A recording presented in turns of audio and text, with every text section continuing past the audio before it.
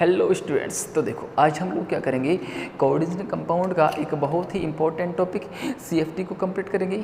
CFT को complete करने के बाद आपके जो कोऑर्डिनेशन कंपाउंड हैं उनके स्टेबिलिटी को इफेक्ट करने वाले फैक्टरों के बारे में पढ़ेंगे। ठीक है, इसके बाद आपका जो चैप्टर लगभग क्या हो जाएगा, कंप्लीट हो जाएगा भाई। ठीक है, तो देखो सीएफटी में इससे जो पहले वाला लेक्चर था उसमें आपने देखो सीएफटी के बारे में क्या पढ़ा था। सबसे पहले तो सीएफटी के बारे में जो 3-4 आपकी मुख्य बातें आपने पढ़ ली थी कि सीएफटी क्या बोलती है कि मेटल और लिगेंड के बीच में प्योर आयनिक बॉन्ड पाया जाता है। दूसरी बात आपने क्या पढ़ी थी कि सीएफटी बोलती है कि सीएफटी क्या मान के चलती है कि जो आपका लिगेंड है वो एक पॉइंट चार्ज की तरह होता है, पॉइंट चार्ज की तरह बिहेव करता है। और इसके बाद क्या पढ़ा था, अष्टफलकीय और चतुष्फलकीय संकुल यौगिकों के लिए आपने ये पार्ट पढ़ लिया था। इसके बाद पढ़ा था कि अष्टफलकीय संकुलों में डी इलेक्ट्रॉनों का जो वितरण है वो किस प्रकार से होता है। ठीक, स्टार्ट करते हैं आज का टॉपिक, चतुष्फलकीय संकुल यौगिकों के लिए इलेक्ट्रॉनों का वितरण है।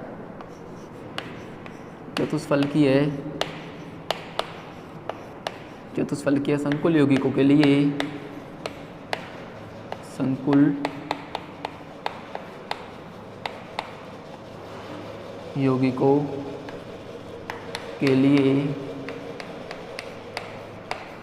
इलेक्ट्रॉनों का वितरण। कल आपने अष्टफलकीय संकुल यौगिकों के लिए इलेक्ट्रॉनों का वितरण पढ़ा था। आज हम पढ़ेंगे क्या, चतुष्फलकीय संकुल यौगिकों के लिए इलेक्ट्रॉनों का वितरण। ठीक है भाई, अब देखो कल आपने पढ़ा था कि चतुष्फलकीय संकुल यौगिकों के लिए जो आपका ये स्प्लिटिंग डायग्राम बनता है कुछ इस प्रकार से बनता है। 3 कक्षक ऊपर की ओर हुआ करते थे और 5 कक्षकों में से 2 कक्षक नीचे की ओर हुआ करते थे। इनको क्या बोला जाता था, इनको भाई ये होता था आपका dx² माइनस का y² और ये होता था आपका dz²। और ये क्या होते थे, dxy dyz dzx। ठीक है, इसको dx² माइनस y² और dz² को यहाँ पे क्या माना जाता था, सम्मिलित रूप से इसको क्या बोला जाता था, ई बोला जाता था। और जो ऊपर वाला है dxy dyz और dzx, इसको सम्मिलित रूप से क्या बोला जाता था, t2 बोला जाता था। ठीक है, अब हम क्या करेंगे, इनमें इलेक्ट्रॉनों का वितरण देखेंगे प्रबल लिगेंड की उपस्थिति में और दुर्बल लिगेंड की उपस्थिति में। तो स्टार्ट करते हैं। देखो आपके पास इलेक्ट्रॉनों की संख्या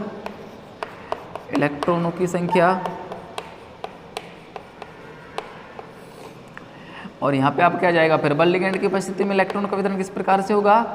और यहाँ हम पढ़ लेंगे दुर्बल लिगेंड होगा तो इलेक्ट्रॉनों का वितरण किस प्रकार से होगा। ध्यान देना भाई। अब देखो अगर डी में हमारे पास एक इलेक्ट्रॉन है, अगर एक ही इलेक्ट्रॉन है तो प्रबल लिगेंड हो चाहे दुर्बल लिगेंड हो कोई फर्क नहीं पड़ने वाला। पहला इलेक्ट्रॉन किस में जाएगा, इस निम्न ऊर्जा वाले कक्षक ई में जाएगा, ई वाले में चले जाएगा। तो हम यहाँ पे लिखेंगे E1 और T2 में 0। T2 में दुर्बल लिगेंड होगा तभी भी ये कंडीशन होगी, तो यहाँ पे भी क्या आएगा, E1 T2 0। अब देखो अगर डी में 2 इलेक्ट्रॉन आ जाएं, डी में 2 इलेक्ट्रॉन आ जाएंगे तो क्या होगा, E2 पहला दूसरा इलेक्ट्रॉन इसी में चल जाएगा, E2 ये हो जाएगा E2। अभी भी क्या होगा, T2 में तो 0 ही आएगा प्रबल लिगेंड की उपस्थिति में। ठीक है, अगर दुर्बल लिगेंड होगा तभी भी क्या होगा, E में 2 इलेक्ट्रॉन आएंगे, T2 में 0 इलेक्ट्रॉन आएगा, हो जाएगा E2 T2 0। अब देखो अगर डी में 3 इलेक्ट्रॉन हमारे पास हैं, 3 इलेक्ट्रॉन होंगे तो क्या होगा, देखो अगर प्रबल लिगेंड है तो इन्हीं ई के कक्षकों में क्या होगा, इलेक्ट्रॉनों का युग्मन हो जाएगा, ऊपर इलेक्ट्रॉन जाएंगे ही नहीं, तो ये हो जाएगा E3 T2 0। अगर दुर्बल लिगेंड है तो क्या होता है, दुर्बल लिगेंड क्या होते हैं, जो इलेक्ट्रॉनों का युग्मन नहीं करा पाएंगे। अगर यहाँ पे इलेक्ट्रॉनों का युग्मन नहीं होगा तो तीसरा इलेक्ट्रॉन जो है T2 में चला जाएगा, तो ये हो जाएगा E2 T2 1।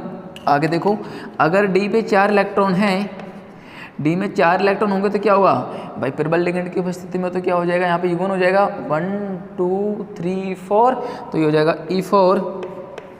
अभी भी T2 में 0 आएगा। अगर क्या है, दुर्बल लिगेंड है तो पहले ऊपर जाएंगे इलेक्ट्रॉन, 4 इलेक्ट्रॉन हैं 1 2 3 4, तो ये हो जाएगा E में 2 और T2 में भी 2 इलेक्ट्रॉन। आगे चलो भाई, अगर डी में 5 इलेक्ट्रॉन हमारे पास हैं, अब देखो 5 इलेक्ट्रॉन होंगे तो 1 2 3 4 5 ऐसे होगा, मतलब E4 T21। अगर यहाँ पे 5 इलेक्ट्रॉन है, दुर्बल लिगेंड है, तो ऊपर जाएंगे इलेक्ट्रॉन 1 2 3 4 5, तो हो जाएगा E2 T23। ठीक है, आगे देखो भाई, अगर D में हमारे पास 6 इलेक्ट्रॉन हैं, D में अगर 6 इलेक्ट्रॉन होंगे तो क्या होगा, देखो प्रबल लिगेंड की उपस्थिति में तो क्या होगा E4, और T2 में 2 इलेक्ट्रॉन आ जाएंगे, T2 2। यहाँ पे क्या होगा, अगर दुर्बल लिगेंड है तो देखो कितने हैं टोटल, 6 इलेक्ट्रॉन हैं, 1 2 3 4 5 6। देखो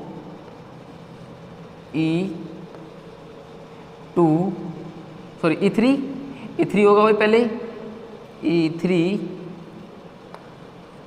1 2 3 4 5 6, तो E में तो 3, उसमें भी 3, E3 T2 3। आगे देखो, अगर D में 7 इलेक्ट्रॉन हैं, D में हमारे पास 7 इलेक्ट्रॉन होंगे तो क्या होगा, देखो प्रबल लिगेंड की उपस्थिति में तो क्या होगा E4 T2 3 हो जाएगा भाई। ठीक है, इसके बाद क्या होगा, यहाँ पे क्या होगा E4 T2 3। यहाँ पे देखो, अगर D में हमारे पास क्या हो 8 इलेक्ट्रॉन होंगे तो यहाँ पे क्या होगा E4 T2 4, और यहाँ पे क्या हो जाएगा E4 T2 4।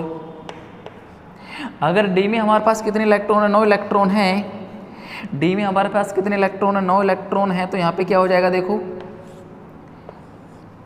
E4 T2 5। ठीक है, और यहाँ पे भी क्या हो जाएगा E4 T2 5। अगर D में हमारे पास 10 इलेक्ट्रॉन है तो यहाँ पे क्या हो जाएगा E4 T2 6, और यहाँ पे भी क्या हो जाएगा E4 T2 6। तो इस प्रकार से आप क्या कर सकते हैं, चतुष्फलकीय संकुल यौगिकों के लिए D इलेक्ट्रॉनों को इस प्रकार से यहाँ पे भर सकते हैं। अब यहाँ पे देखो, यहाँ पे अगर मैं आपसे बोलूँ कि जैसे ये है आपका D7 मान लो, अगर D7 की आप बात करते हैं, दोनों कंडीशनों के लिए बनाओ भाई, एक तो दुर्बल लिगेंड के लिए बन सकता है आपका, और एक इसके लिए बन सकता है प्रबल लिगेंड के लिए बन सकता है। तो पहले हम बात करते हैं प्रबल लिगेंड की। प्रबल लिगेंड बताओ भाई, D7 के लिए हमारा क्या कंडीशन थी, 1 2 3 4 5 6 7 ये थी, E4 T2 3। देखो ये था हमारे पास E4 T2 3, मतलब ऊपर 3 कक्षक हुआ करते थे, नीचे 2 कक्षक हुआ करते थे, 3 1 2 3, नीचे हमारे पास 2 कक्षक हैं। ई में कितने इलेक्ट्रॉन है, 4, 1 2 3 4, ऊपर 3 है, 1 2 3। अर्थात यहाँ से हम क्या कर सकते हैं, यहाँ पे क्या देखते हैं कि जब प्रबल लिगेंड होता है D7 में, तो एकमित इलेक्ट्रॉन n की वैल्यू कितनी आती है, 3 आती है। अगर n की वैल्यू आपको पता चल गई तो ऐसे चुंबकीय आघूर्ण का मान निकाल सकते हैं भाई। चुंबकीय आघूर्ण म्यू जो होता है आपका क्या होता है, √n × n+2 बोर मैग्नेटॉन। ठीक है, अगर आपका दुर्बल लिगेंड है, देखो अगर आपका क्या है दुर्बल लिगेंड है तो देखो क्या होगा, इलेक्ट्रॉन का वितरण किस प्रकार से होगा D7 में, ये हो जाएगा D7 कहाँ पे चला गया अभी, E4 T2 3, 1 2 3 4 5 6 7। इसमें भी सेम कंडीशन लगेगी भाई, दुर्बल के लिए भी सेम कंडीशन ही लागू होगी, E4 T2 3। तो अगर ये सेम कंडीशन है दोनों में, तो यहाँ पे भी एकमित इलेक्ट्रॉन की संख्या कितनी आ जाएगी, 3 आ जाएगी, और चुंबकीय आघूर्ण का मान कितना आएगा, सेम आएगा भाई। ठीक है, तो ये कौन सा टॉपिक आपका कंप्लीट हो चुका, चतुष्फलकीय संकुल यौगिकों के लिए इलेक्ट्रॉनों का वितरण। ठीक है भाई, आगे चलते हैं।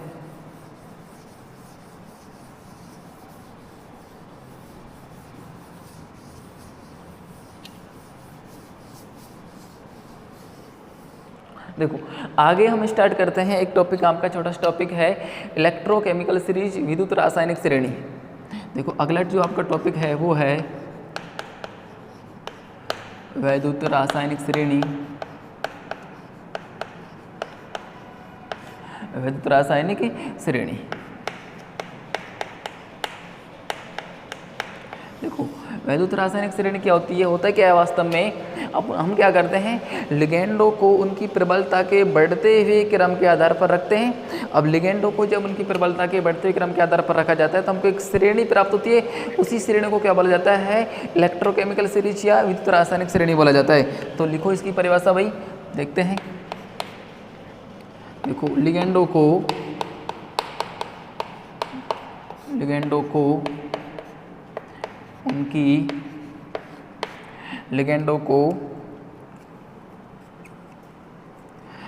उनकी प्रबलता के बढ़ते हुए क्रम में रखने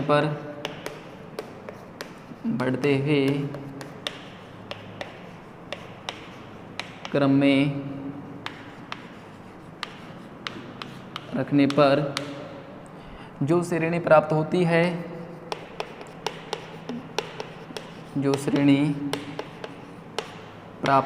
है, उसे विद्युत रासायनिक श्रेणी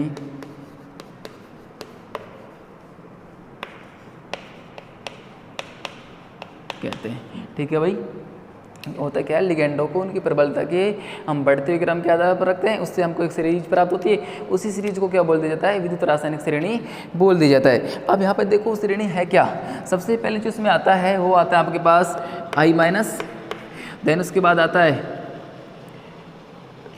Br माइनस, उसके बाद हमारे पास क्या आता है भाई, देखो NCS I minus, Br minus, उसके बाद आता है SCN, उसके बाद हमारे पास आता है Cn माइनस, उसके बाद आता है हमारे पास N3 माइनस, उसके बाद आता है NO3 माइनस, उसके बाद जो हमारे पास आता है वो है F माइनस, उसके बाद आता है OH माइनस, OH हाइड्रोक्सो, उसके बाद हमारे पास जो आता है लिगेंड वो आता है C2O4 माइनस का 2, उसके बाद आता है H2O, उसके बाद आता है NCS माइनस, यहाँ पे भी आएगा माइनस, यहाँ पे भी आएगा भाई, उसके बाद आता है हमारे पास EDTA माइनस 4, EDTA माइनस 4, उसके बाद आता है हमारे पास हाइड्रोक्सो H माइनस, उसके बाद देखो हाइड्रोक्सो के बाद आता है NH3, उदासीन लिगेंड है, उसके बाद आता है इथाइलिन डाइएमीन, उसके बाद क्या आता है भाई Cn माइनस साइनो, और उसके बाद हमारे पास क्या आता है Cn के बाद NO2 माइनस, और उसके बाद जो लास्ट में आता है कार्बोनिल CO। तो ये हमारे क्या है, विद्युत रासायनिक श्रेणी है, इलेक्ट्रोकेमिकल सीरीज है। होता क्या है, इलेक्ट्रोकेमिकल सीरीज में लिगेंडों को उनकी प्रबलता के बढ़ते हुए क्रम के आधार पर रखा जाता है। तो हमको बढ़ते हुए क्रम के आधार पर रखा तो हमको ये सीरीज प्राप्त हुई, इसी सीरीज को क्या बोल दिया जाता है, विद्युत रासायनिक श्रेणी, इलेक्ट्रोकेमिकल सीरीज बोल दी जाता है। ठीक है भाई, आगे चलते हैं।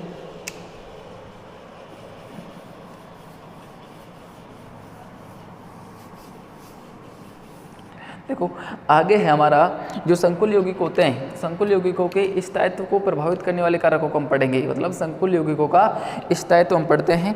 तो आगे हेडिंग डालो संकुल यौगिकों का स्थायित्व। अगला टॉपिक हमारा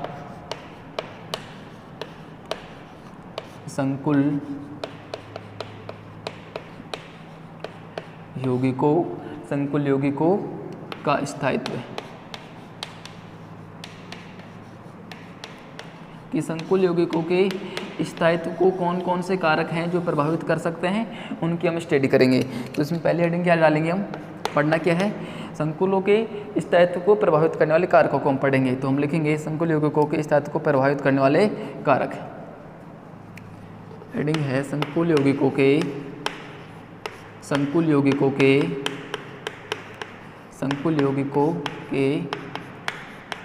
स्थायित्व, संकुल यौगिकों के स्थायित्व को प्रभावित करने वाले कारक,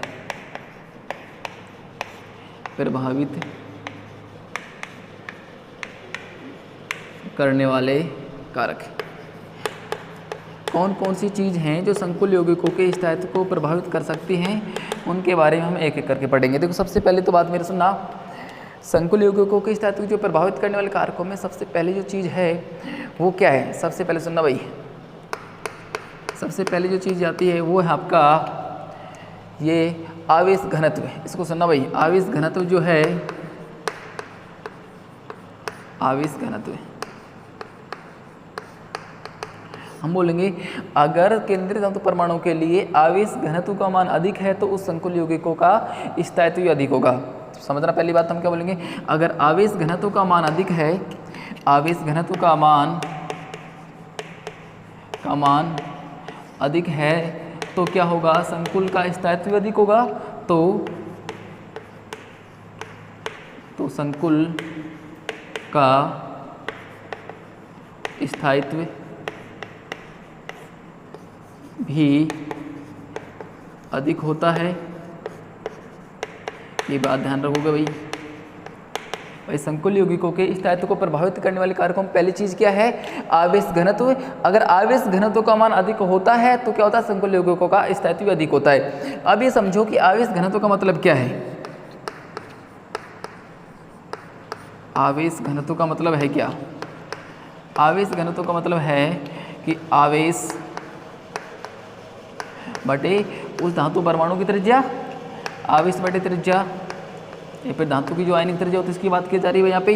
अगर देखो धातु के ऊपर आवेश का मान अधिक हो और उसकी जो आयनिक त्रिज्या है वो कम हो तो आवेश घनत्व का मान अधिक होगा। अगर आवेश घनत्व का मान अधिक होता, आवेश घनत्व का मान अधिक होगा तो उस संकुल यौगिक का स्थायित्व भी क्या होगा, अधिक होगा। जैसे अगर मैं आपसे दो एग्जाम्पलों की बात करूँ, पहला एग्जाम्पल है आपके पास Fe, देखो पहला एग्जाम्पल है आपका पास FeCN का होल 6 -3। दूसरा एग्जाम्पल आपके पास है FeCN का होल 6 -4। अब आपको ये बताना कि इन दोनों संकुल यौगिकों में से किस संकुल का स्थायित्व अधिक है। तो सबसे पहले तो आप क्या करो, केंद्रीय धातु परमाणु की ऑक्सीकरण अवस्था निकालो, अर्थात इस पर चार्ज निकालो। सामान्यतः क्या होगा, जिस पर चार्ज ज़्यादा होगा उसका क्या होगा, आवेश घनत्व अधिक होगा। अगर आवेश घनत्व अधिक होगा तो संकुल का क्या होगा, स्थायित्व अधिक होगा। तो इस संकुल की बात करते हैं, तो इस संकुल के लिए जो Fe पर आवेश आएगा वो कितना आएगा, देखो x मान लिया +6 × -1, CN पे कितना होता है -1, तो ये -1 आ गया इक्वल टू -3। तो यहाँ पे x का मान कितना आ गया +3, अर्थात यहाँ पे Fe किस में है, +3 ऑक्सीडेशन स्टेट में है। तो यहाँ पे लिखेंगे यहाँ पे क्या है, Fe +3 है, Fe +3। और यहाँ पे जो Fe पर चार्ज आएगा वो देखो x मान लिया +6 × -1 इक्वल टू -4। और यहाँ पे x का मान कितना आया +2, अर्थात Fe पर जो चार्ज है वो कितना है, +2 है। अब देखो होगा क्या, वास्तव में इस संकुल के लिए जो आवेश घनत्व का मान है वो अधिक है, जबकि इसके लिए कम है। तो होता क्या है, इस संकुल यौगिक का जो स्थायित्व है वो क्या होता है, इस संकुल से अधिक होता है। तो ये किसका ऑर्डर है भाई, स्टेबिलिटी ऑर्डर है, स्थायित्व का क्रम है स्टेबिलिटी ऑर्डर। तो पहला कारक आपको समझ में आया भाई, पहला कारक कौन सा था आपका, आवेश घनत्व। अगर आवेश घनत्व का मान अधिक होता है तो उस संकुल यौगिक का स्थायित्व भी अधिक होता है। अगर आवेश घनत्व क्या होता है, आवेश बटे आयनिक त्रिज्या या त्रिज्या। दो एग्जांपल लिए आपके पास, एक यह है एक यह है। इस संकुल के लिए क्या आवेश घनत्व का मान अधिक है तो इसका क्या होगा, स्थायित्व भी अधिक होगा। अब दूसरे की बात करते हैं भाई, दूसरे एग्जाम्पल की तरफ चलते हैं।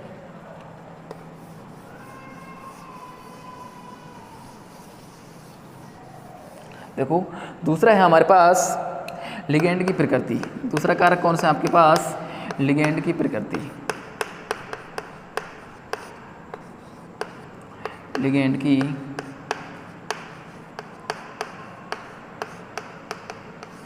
देखो लिगेंड की प्रकृति से हमारा मतलब ये है कि आपके पास दो संकुल यौगिक हैं और उनमें दो अलग अलग लिगेंड हैं, तो वो संकुल यौगिक अधिक स्थायी होगा जिसका लिगेंड क्या है, अधिक क्षारीय अधिक लुईस क्षारीय प्रकृति का है। तो हम लिखेंगे किसी संकुल यौगिक में अगर लिगेंड अधिक लुईस क्षारीय प्रकृति का होगा तो उसकी लोन पेयर देने की टेंडेंसी अधिक होगी। अगर लोन पेयर देने की टेंडेंसी अधिक होगी तो उसकी जो स्टेबिलिटी है, उसका जो स्थायित्व है वो भी क्या होगा, अधिक होगा। तो हम यहाँ लिखेंगे यदि लिगेंड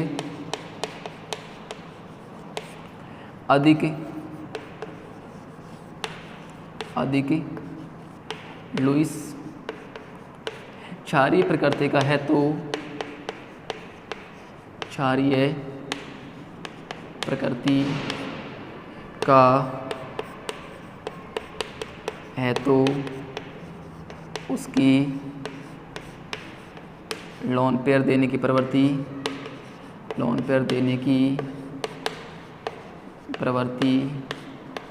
अधिक होगी तथा उस संकुल यौगिक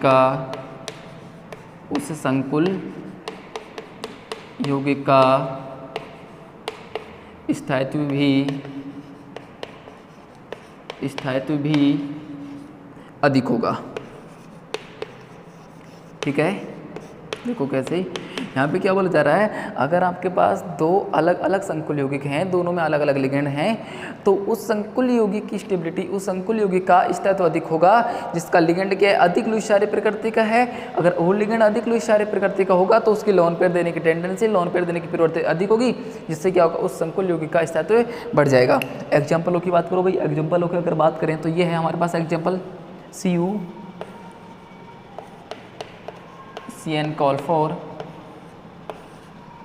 -2, और एक जो हमारे पास अगला एग्जाम्पल है वो है Cu, और यहाँ पर हमारे पास क्या आ जाएगा, Cu। अगला एग्जाम्पल हम ले सकते हैं यहाँ पे Cu, और यहाँ पे अगला एग्जाम्पल किसका लेंगे, यहाँ पे Cu के साथ साथ देखो किसका एग्जाम्पल ले सकते हैं, यहाँ पे ले लो भाई आप CuNH3 COL4+2। देखो हमारे पास दो एग्जाम्पल हैं, तो दो कॉम्प्लेक्स कंपाउंड हैं, एक ये है एक ये है।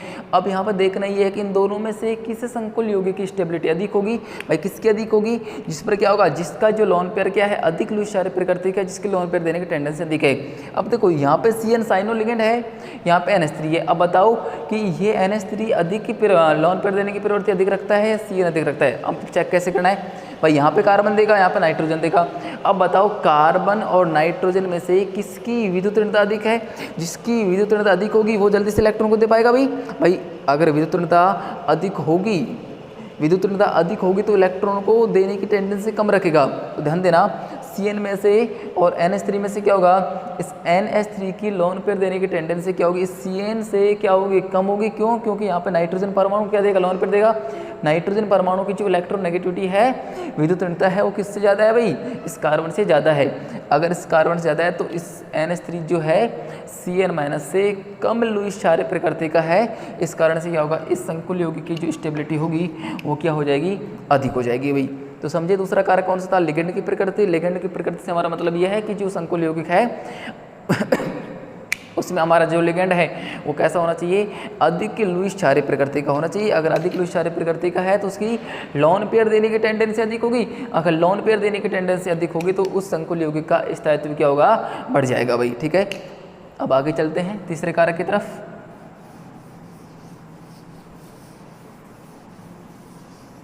देखो भाई, जो हमारा तीसरा कारक है वो है क्लेट प्रभाव। ध्यान देना, तीसरा कारक है हमारा क्लेट प्रभाव। देखो क्लेट प्रभाव से मतलब क्या है, आपने जब लिगेंड पढ़े थे तो उसमें पढ़ा था क्लेट लिगेंड क्या होते हैं। क्लेट लिगेंड जनरली क्या होते हैं, वे बहुतंतुक लिगेंड होते हैं जो क्या करते हैं, केंद्रीय धातु परमाणु के चारों ओर एक चक्रीय संरचना बना लेते हैं, जिसके कारण होता क्या है, उस संकुल यौगिक का स्थायित्व बढ़ जाता है। देखो अगर इसके एग्जाम्पलों की बात करें भाई, इसके एग्जाम्पलों की बात करें, जैसे मैं आपको दो एग्जाम्पल देता हूँ। एक है आपके पास NiNH3 +2 मान लो, ठीक है। एक एग्जाम्पल आपके पास है Ni+3 कर लो इसको, NiAN का होल थ्राइस, और यहाँ पे आ जाएगा +3।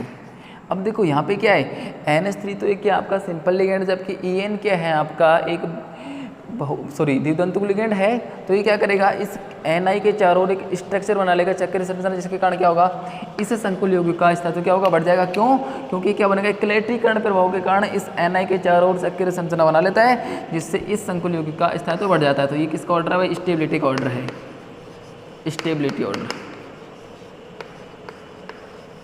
क्या है, ध्यान रखोगे कि क्लेट प्रभाव का मतलब क्या है, जो आपके द्वितंतुक या बहुतंतुक लिगैंड हैं वो केंद्र धातु परमाणु के चारों ओर एक चक्रीय संरचना बना लेते हैं, जिसके कारण क्या होता है, उस संकुल यौगिक का स्थायित्व बढ़ जाता है। लिखो, लिखेंगे भाई, देखो इसको लिखो, द्वितंतुक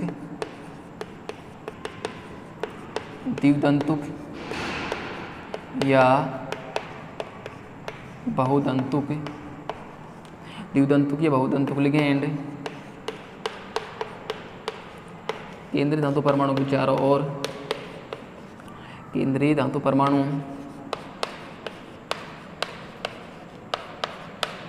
परमाणु के चारों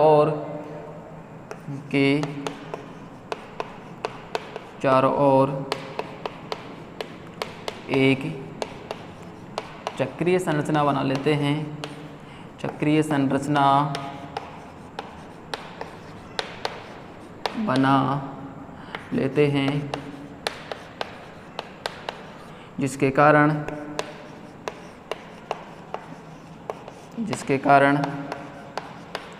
संकुल यौगिक का स्थायित्व बढ़ जाता है। स्थायित्व बढ़ जाता है। ठीक है भाई, ये समझे होंगे आप। क्लेट प्रभाव का मतलब क्या है, द्वितंतुक या बहुतंतुक जो लिगैंड है केंद्रीय धातु परमाणु के चारों ओर के इस चक्रीय संरचना बना लेते हैं, जिसके कारण क्या होता है, उस संकुल यौगिक का स्थायित्व बढ़ जाता है। ठीक है, ये आपका टॉपिक खत्म हुआ भाई, आगे चलते हैं।